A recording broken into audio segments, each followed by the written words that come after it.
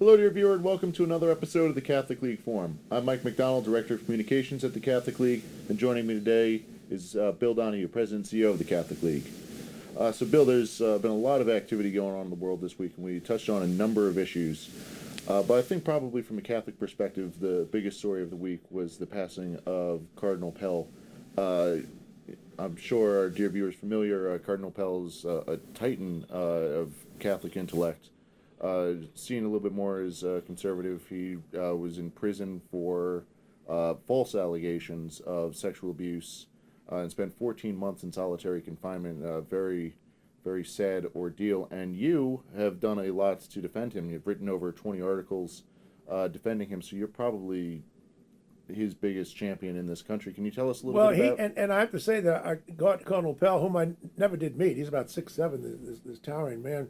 His father, I think, was a heavyweight champion. Right. His mother was Irish. His father was Anglican. He was a brilliant theologian. His writings are incredible, and he's enormously courageous man. It got back to me through others that he was very grateful, even though I never met him, for all the work that we did in defending him. It should have been obvious from the beginning that there was something wrong with these charges, without getting into all the detail. But when one of the two boys, who was with another boy who was supposedly molested, told his mother before he OD'd, that this was all a lie, that we cooked it up. I mean, I at that point, and there's no witnesses and whatnot. Look, there's a strong element of anti-Catholicism in parts of Australia, and where he was at, it was the worst. They don't have anything there in that part of Australia, anyhow, called a voir dire. A voir dire in this country means that the two attorneys get a chance to question the prospective jurors to see if there might be some bias one way or the other, and then you can veto them. It depends on the state how many vetoes you get. But they didn't have anything like that. So in other words, you could be an inveterate anti-Catholic bigot, and there are a lot of them in that area, and get on the jury, and so the outcome is pretty much cooked. Fortunately, when it went, he lost on appeal, but then when he got to the high court, they took a closer look at it. And there's actually one man, I believe was Jewish, and he might have been more objective. He just looked at it and said, wait a minute, this is not even close. This is not a close call. This man, there's no evidence here whatsoever. So they acquitted him in the end. But the idea of putting him in solitary confinement, what was he, Jack the Ripper? It shows you once again the vendetta. And I've learned from friends of mine. I have his friend, Sir Richard, who goes on the Australian chat room. He's big into stamps. He told me that some of the vile against him, some of the vitriol, is absolutely astonishing, of people hating Pell. For what? Where's their evidence? So, yeah, we deal with bias in this country. That's why there is a Catholic League. I think they need a Catholic League in Australia. Probably do. Now, Bill, just shifting gears a little bit, I'm sure you're familiar with the vote-a-rama last week in the House to elect a speaker, but now we're actually getting to regular order of business. And so, as we always do, kicking off looking at the start of the Congress, we take a look at Catholic members in the House and Senate and see how they adhere to the preliminary issue that the bishops have put out, the issue of abortion, and how faithful they are voting in favor of life and against abortion. Shockingly, the numbers are the Democrats are very pro-abortion, the Republicans are very pro-life. Can you tell us a little bit about what you see there? Almost to a T, and I give you credit for, and the other boys, Nick and Dawn, for carrying forth with this. Yeah, the evidence is pretty clear. We got a little tip from the Pew Research Survey on the 118th Congress. And it's sorry to say that you have almost 100% of the Democrats are pro-abortion, almost 100% of the Republicans are pro-life. Now, we're very careful to say that doesn't mean that those are the only issues.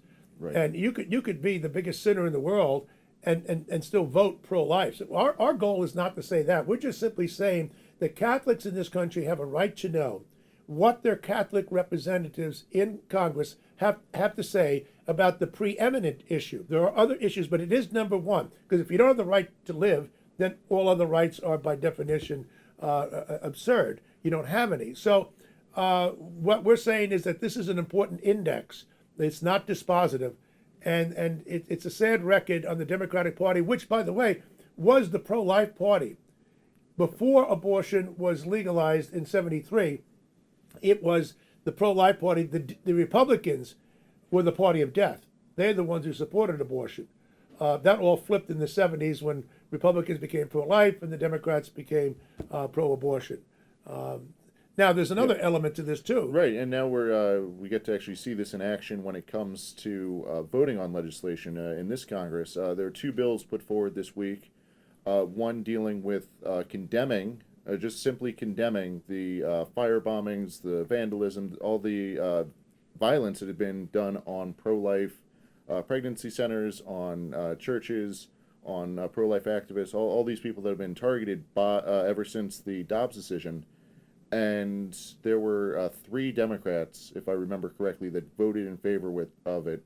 It ultimately passed because the Republicans, but only 3 Democrats could find it. You would think this is a slam dunk, right? To say that violence is bad. Against churches and abortion alternative centers is wrong. Right, and the kicker was, Bill, the Democrats did put out this fake argument, really, that they'd be willing to vote for this if the Republicans included in this violence against pro-abortion centers. And where is the violence? We've documented this. There isn't any violence, and beyond that, I would be opposed to that as well, the Catholic League. Right. I mean, you should be against violence against the guy who sells hot dogs on 35th Street. Never mind a crisis pregnancy center giving options to young girls who have made a mistake and they're thinking about aborting their baby. The idea that even that is too much is this. And the other one was really a resolution. Oh, that was the resolution. The other one was Born Alive. The Born Alive. I'm sorry, that was the resolution. Yes. Yeah, Born Alive. A bill saying that if a baby survives a botched abortion, that baby should be given medical attention. And I believe it was one Democrat voted for it and another one voted present. The rest voted against it. I mean, here again, their argument is that it's already illegal.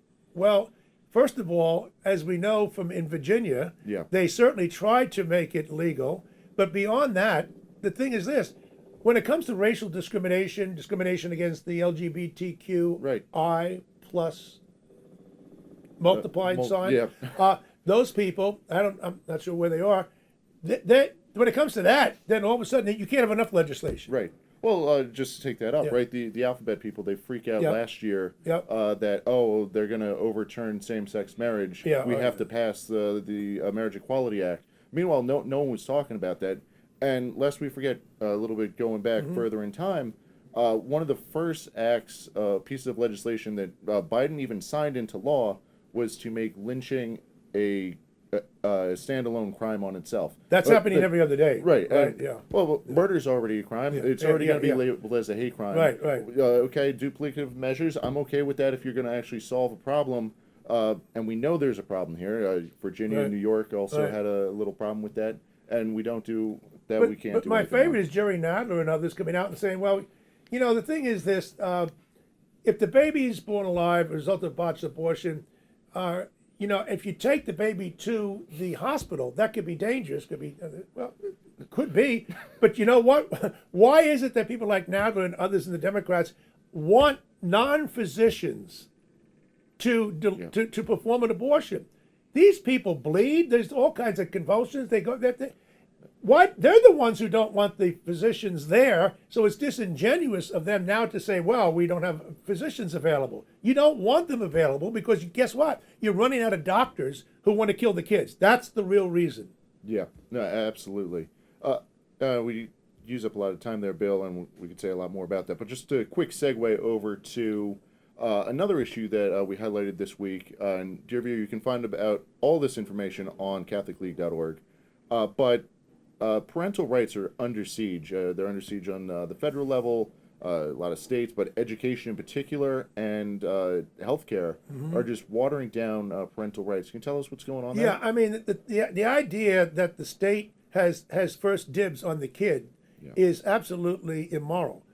The children belong to the parents. And I know this has been a long fight going back to Plato, who wanted to take the kids away from the parents, raise them communally. There are some in the gay community who made that argument. Altman did in his book on homosexual going back into the 1970s. It's kind of an absurd use of usufruct, that what belongs to you somehow belongs to me. No, the kids belong to the parents, period. The teachers have a right to teach them, obviously, but they don't belong to them. Yet, even the President of the United States is saying, oh, when these kids belong to you when they're in the school. No, they don't belong to you. They're not rented out either, okay? You have a job to do. And when you take your kid to get a haircut, the barber doesn't own the kids. So don't have this presumptive idea that somehow your authority eclipses that of the parents. And this is going on at the federal, state, and local level, as you say.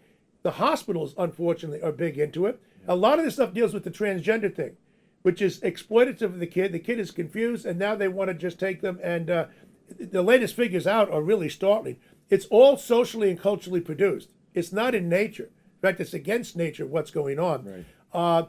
One of these days in the future, historians will look back at this chapter in American history where the elites in our society, in government and education and healthcare, exploited kids for ideological and monetary reasons. Yes. It's one of the greatest rip-offs and one of the more immoral and sad chapters in American history. Absolutely, and it's very unfortunate. But Bill, let's leave our viewer with a little bit more of a positive note. You do have some exciting news about Disney. I wish I could lock it in for you. It may be this next coming week. We are tentatively scheduled to roll it out on Thursday, January the 19th. It's about 50 minutes long. It's quite a statement about where Disney started and where it's evolved to today.